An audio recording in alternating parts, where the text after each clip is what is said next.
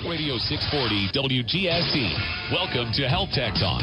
This is where business, healthcare, and technology collide. Our host, Ben Chodor, interviews healthcare innovators and industry titans who are striving to make the world healthier with bleeding-edge human ingenuity. You'll hear it all on HealthTech Talk. Now, here's your host, Ben Chodor. Good morning, good afternoon, good evening, wherever you are. I am Ben Chodor, and we are broadcasting live from 640 WGST in the iHeartRadio studios and streaming worldwide, actually streaming everywhere on the iHeartRadio network. I'm really excited to broadcast today. I have some amazing guests, but more importantly, we're in spring. I feel like spring is here. We're ready. It's exciting. There's a lot of amazing things. We're going to touch on a lot of things about your personal health today. It's going to be a great show, and I encourage everyone listening, send me ideas for future shows. Send me ideas of things you want to talk about. But today, I want to start off with Ryan Beckland. He is not only the CEO and co-founder of Validic, an amazing company, but he's also sort of a serial entrepreneur. This is not his first rodeo. He's done one before. He's been successful. Ryan, first I want to start off, welcome to the show. Hope you're having a great day. Thank you so much. Happy to be here. I am so excited to have you on the show. I'm a big fan of the company and the technology, which we're going to get into in a second. But I want to ask you, your first venture that you did was in the real estate business. Am I right? Yeah, that's right. That was pre-real estate bust times, and my first company was in real estate, and the company did fine, but when the real estate bust happened, that put a lot of us out of business, or at least damaged the industry to the degree where it's very difficult to grow, which is what happened to me. And so I decided to sell the business. I started a couple others in between that first one and this one. But I'm definitely. But Ryan, what brings a serial entrepreneur who was in rental properties and in the real estate business to healthcare? Like what drove you to this? And then let's talk about how you started a company and what the company is all about. Yeah, that's a great question. It didn't happen all at once. I never saw myself as a healthcare person. And I kind of got dragged into it kicking and screaming a little bit. We originally started, the original concept of this company was we were doing community-based weight loss challenges with a cash prize. The business then was called Scale Down Challenge. That kind of morphed. We built software to expand to some other cities, and then we had companies approaching us to use that software, so we became a software company primarily in corporate wellness. And we ended up, we had 40, 50 companies maybe using our products. So it wasn't unsuccessful, but we really wanted to expand and be able to go get bigger customers. And so one of the ways that we were doing that is by integrating all these data sources from third parties, so consumer technologies like Fitbits or, Withings weight scales and things like that. And then we had built incentive programs that sat on top of the data coming from those devices. And really, it was just, we have a philosophy here about the correct way to build and release products. And at the end of the day, we took the platform that we built out to customers, and really the only thing that they were interested in was the integration platform, right? Yep. And so I would be talking to them about incentive programs and assessments and behavioral modification programs, all this stuff. And they'd be telling me, yeah, but you can give me all the data from all these devices, right? So I'm talking to them about health engagement. They're talking to me about data. Well, and we heard that enough times. They're like, wait a second, there's really something about the – why are people having such a hard time getting the data? Well, we were having a hard time getting the data, so we understood the pain, but it really took customers kind of driving us down that road before we became sort of the integration platform that we are today. So I condensed about 4 years of history into 30 seconds right there, but, that's how it happened. So if I'm going to explain it to my audience, so the audience listening at home or in their car or on the internet, basically my connected device, whether you're wearing a Fitbit or, you're stepping on a withing scale or a myriad of other products, you created technology that allows us to get that data and bring it all into one portal or one dashboard. So now that my data can be actually used. So am I close? Yeah, you're sort of close. So you got to think of Validic is pure infrastructure. We're a platform as a service, and our job is simply to move data around. Okay, and so what we do is our customers are healthcare organizations. Okay, so these are hospital systems, pharmaceutical companies, they're corporate wellness vendors, they're insurance companies, stuff like that. Oh, so it's the whole gamut. It's the payers, it's the providers, it's everybody. Exactly. Now, who we don't sell to is we don't come to Ben and say, Ben, sign up for Validic, right? So we don't go to individual consumers or individual patients. Our customer is a hospital system, right? So what we allow that hospital system to do is when they're providing care, right? Take Susie. Susie's a type 1 diabetic. So Susie is taking all these blood glucometer readings every single day.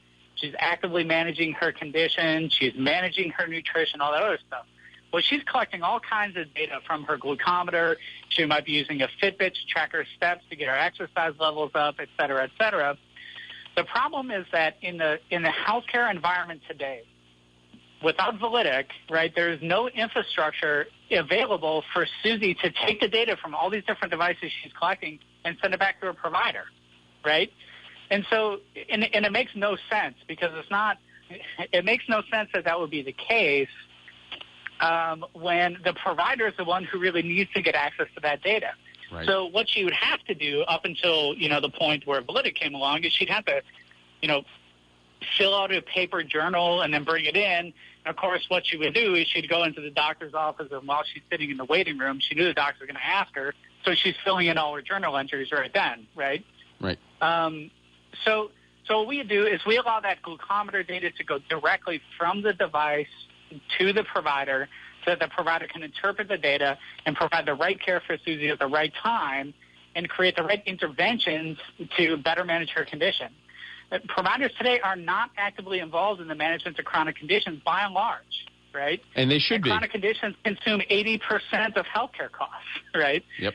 And the reason is not because they don't want to, and it's not because they don't understand how to use the data. It's simply because they can't get getting the data. access to data from all these plethora, dozens and hundreds and thousands of different medical devices and consumer devices is really, really hard to do.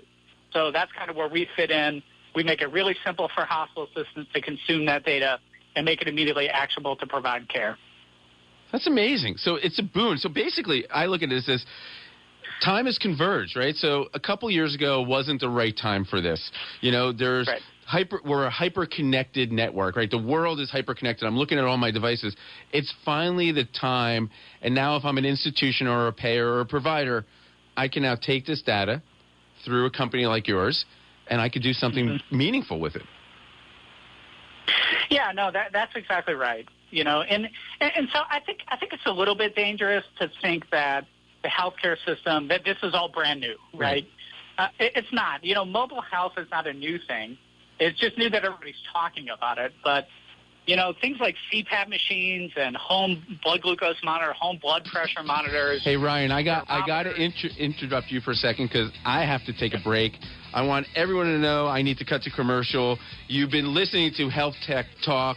We're broadcasting live from iHeartRadio and 640 WGST, and we'll be back after these words from ours.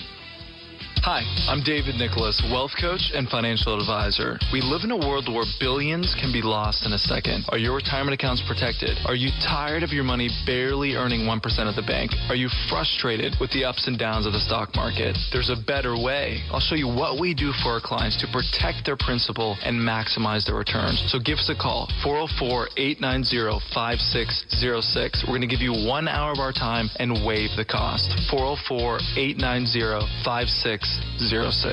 Folks, you know your car is a huge investment. It's got to be reliable enough to handle that Atlanta traffic. Well, that's why, for peace of mind, take your car to Cooper Lake Automotive. They have over 40 years of experience maintaining cars, trucks, and SUVs. And all of Cooper Lake's employees are certified mechanics and college educated. You can trust these guys. So stop by Cooper Lake Automotive today to get your car ready for summer travel. Online at cooperlakeautomotive.com and tell them Dave Ramsey sent you. Can you purchase anything today that costs less than $1?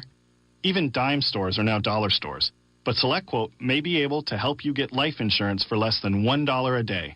How do we do it? By comparison shopping highly rated insurance companies, SelectQuote agents can help you buy peace of mind for under $1 a day. That's how it worked for Alec, a healthy 38-year-old father of two who got a 10-year, $500,000 policy through SelectQuote for under $21 a month. I'm Nick Soboleski, a SelectQuote agent.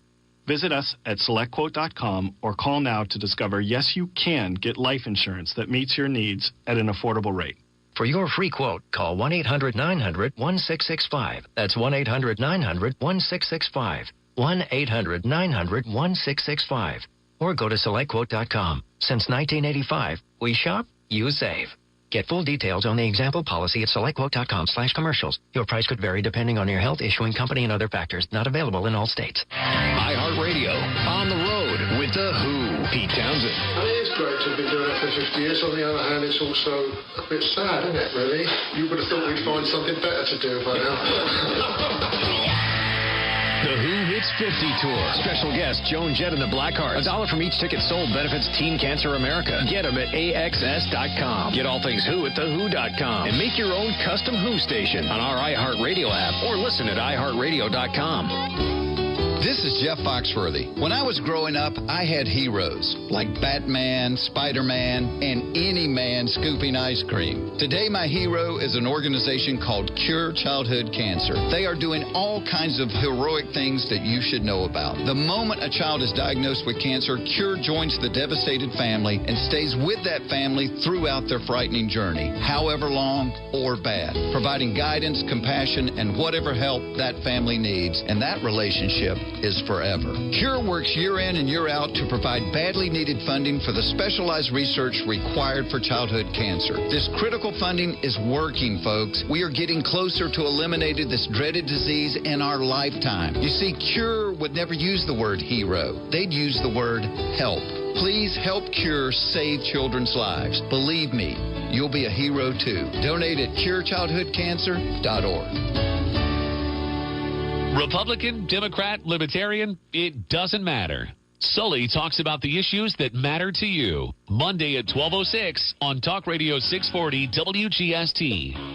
Welcome back, and if you're just tuning in, you're listening to Health Tech Talk, broadcasting from iHeartRadio Studios, 640 WGST, and broadcasting worldwide on the iHeartRadio network. With me is Ryan Beckland, the CEO of Validic, an amazing, amazing company that is doing incredible things in the space of data and connected devices, bringing information to payers, to providers, EMRs, EHRs, the whole gamut. And we were just talking about what we were going to do with all the data, but I got a question for you. I'm reading a little company information, and it says that you guys have innovative, scalable, FDA Class 1 MDDS technology. Okay, first, explain to my audience, why is it important that it's FDA Class 1, and then also what does that mean?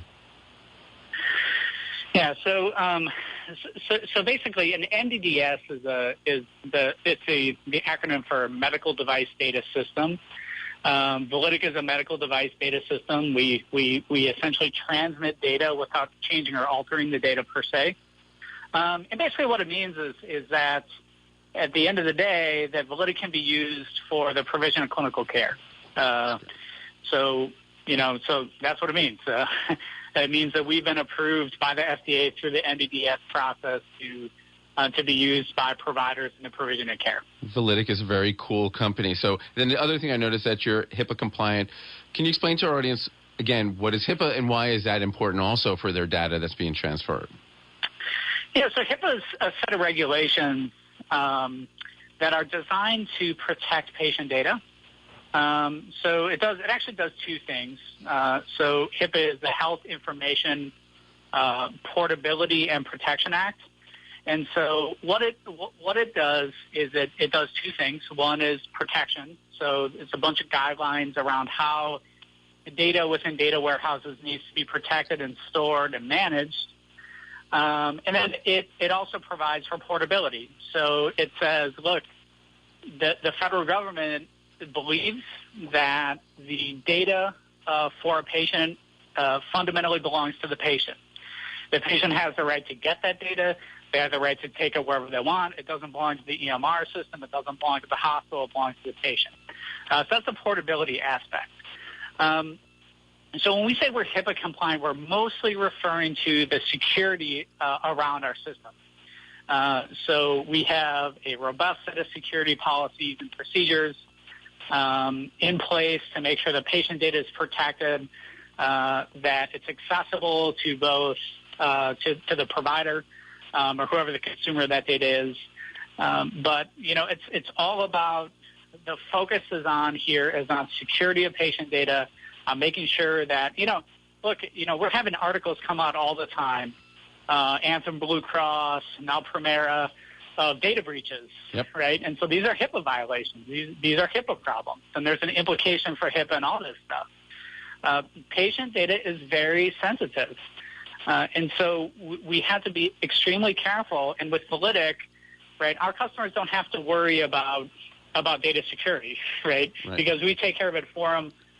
We're extremely, extremely diligent about data security, and it's definitely a top priority. How does our audience find out about Validic? Like, where can they go? Where can they get more information? Well, it'd be Validic.com. So that's the first place to start. So that's VALIDIC, Validic.com. And, we're very active in the healthcare community by and large. But as an infrastructure provider, we're kind of like the biggest company nobody's ever heard of, in a way. We're working with health IT organizations in the world of mobile health, in the world of health information technology. Everybody knows about us. But the average patient, the average doctor may have never heard of us before. So, I totally get it. I want to ask you another question that's kind of important to me. So, the world 2015, I think, is the year of sort of telehealth, right? It's finally coming into its own. Just for our audience knows, this is the ability to sort of interact with someone who is ill, recovering, who is in their own home, right? And so it allows caregivers, loved ones to stay involved with them. What is telehealth doing for Validic? Is the boon of telehealth really good for your company? Oh, it is extremely good for our company. I mean, here's what's happening, right? So telehealth is part of a larger trend. And the larger trend is this. Healthcare is extremely expensive to provide, and there's legislation in place called the PPACA, a.k.a. Obamacare, which mandates which essentially, the legislation essentially created 30 million new patients, right? So 30 million people are getting care that weren't formerly getting care, right? And so I'm not saying whether that's a good or bad thing or making an argument either way, but the reality is that you can legislatively create 30 million new patients, but what they didn't do is they didn't proportionally spin up the same number of doctors and nurses and square footage and equipment necessary to service those patients. So where did they go? Well, where they have to go is they have to be the provision of care has to move outside of the hospital, right? We can't accommodate all these new patients within the hospital ecosystem. And furthermore, the patient experience today is pretty terrible. Imagine going to urgent care. I took my wife to urgent care a couple weeks ago because she sprained her ankle, and we sat in that urgent care for 3.5 hours before we got to see the doctor. 3.5 hours to see a doctor for 10 minutes. That is a terrible patient experience, right? So now what we do is we use doctor on demand. Right. We use telehealth technology that allows us within the comfort of our own home to use our iPad or our phone to telehealth. It's a screen share thing with the doctor on the other side. We've used it a couple times. It's an absolutely great product. So that's how healthcare is changing, right? And mobile technologies are empowering that. And it's only going to be more robust, right? As the supercomputers like iPhones that we're walking around with on us all the time become more and more powerful, which they will, and the associated devices, the medical devices, the data collection devices that we're wearing on us all the time become more and more powerful, which they will. There's just going to be more and more of this data that can be integrated into the provision of care to the point where we can actually predict negative health events before they actually happen, right? Yep. And so that's kind of the promise in the future where this is all headed. So Validic's right here in the forefront. I mean, this is the perfect time. Like we mentioned, it's the investment community is embracing this. Legislation's embracing this. It's this whole strategy and this whole industry is accelerating at this mind-bending speed. Oh, God, it's crazy. I mean, we're seeing new devices coming out every week, right? Every month after month after month, there's dozens of these things. And these aren't just devices, it's also apps, right? And so a bunch of smart programmers out in Silicon Valley or wherever they are sitting down and creating new methods of behavioral modification around type 2 diabetes, right? And these are people who may not have even come from a healthcare background, but what they can do is they can build products. They can build products to improve healthcare. And they're going to rely on the clinical guys to do the clinical part. And they rely on Validic to do the sort of IT part and get the data back into the EMR and the healthcare system. But the pace of innovation is so astronomically fast, it's hard to overstate. We've never seen anything like it in healthcare ever before.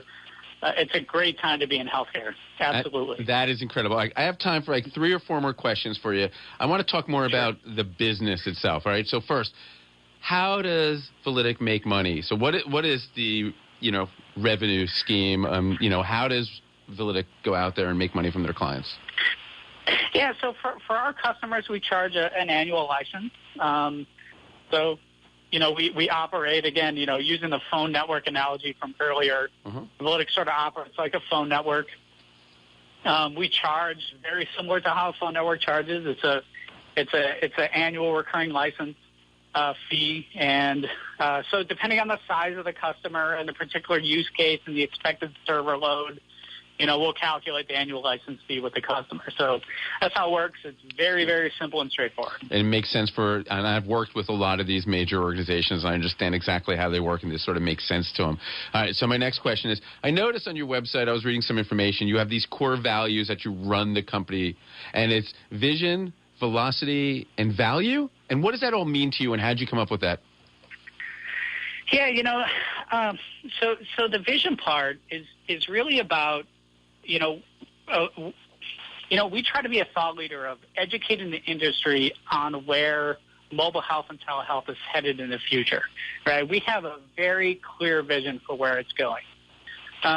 And now, we're just the infrastructure provider. We're an enabling technology that helps those things come to fruition. We're not going to create it all, right? But we're going to help it get created by other people. And so we have a very clear perspective on where telehealth is going. We absolutely believe it's the future of medicine. In terms of velocity, when we see dozens and hundreds of new devices coming out every single month after month after month, that's what we mean by velocity. Right? Speed. We accelerate the pace of integration on our side so that our customers don't have to. We're going to go do all the deals with these app and device manufacturers. We're going to maintain all the integrations. Every time the integration changes, the API protocols, the SDK protocols, the firmware update, we're on top of it so that our customers don't have to do all that. Love it. Right? That's velocity. And value, right? We keep adding more and more devices all the time. And compared to building a one-off integration in-house, imagine if you had to build a telephone line between your office and my office to do this radio interview, right? We could never do it. It'd be too expensive. It'd be too time-consuming. Well, that's what hospital systems and pharma companies have to do now. They have to build an integration between their system and the device in order to grab data from that device. This is I got to interrupt you because I'm running out of time. This is an incredible interview. You're like the dial tone of this space. Ryan, I want to thank you so much for being on the show. and everyone at your company. Keep on doing amazing things. And this is Health Tech Talk. You're listening to Ben Chodor. I want to say thank you to 1-800 Public Relations for all their support, and Paul and the board. And we'll be back after All the wonders of the smartphone.